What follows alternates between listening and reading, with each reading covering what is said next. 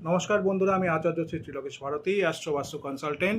যাদের বাড়িতে বাস্তুতে অসুস্থ মুমূর্ষু পেশেন্ট, বিশেষ করে দেখা যায় যে ক্যান্সার বা কিডনি ফেলিওর বা অন্যান্য আনুষঙ্গিক ক্রনিক ডিজিজ, এরকম মুমূর্ষু রোগী, শয্যাশায়ী বেড রিটেন রোগী আছেন, তাদের আপনারা অন্যান্য কোনো প্রতিকার প্রতিবিধান করাতে পারছেন না খরচের জন্য, কারণ তাদের মেডিসিন বিল বা মেডিকেল এক্সপেন্সেস এতটা হিউজ হয়ে যায়, সেক্ষেত্রে আপনি কোনো রাস্তা খুঁজে পাচ্ছেন না। এই ছোট্ট প্রয়োগটি করে দেখতে পারেন। আপনারা একটি মহামৃত্যুঞ্জয় যন্ত্র বাজার থেকে কিনে নেবেন।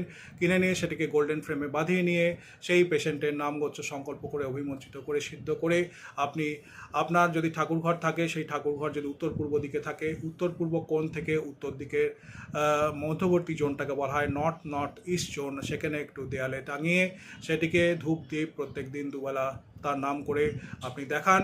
অথবা যদি সেখানে যেই জোনটি যদি না পান, যেখানে পেশেন্ট আছে, যে ঘরে পেশেন্ট আছে, সেই জোনের বা সেই ঘরের উত্তর পূর্ব কোণ এবং উত্তর দিকের মধ্যবর্তী স্থানটাকে নর্থ ইস্ট জোনটাকে বেছে নিয়ে সেই দেয়ালে আপনি উঁচু করে টাঙিয়ে রাখুন, ধূপ দ্বীপ দেখান।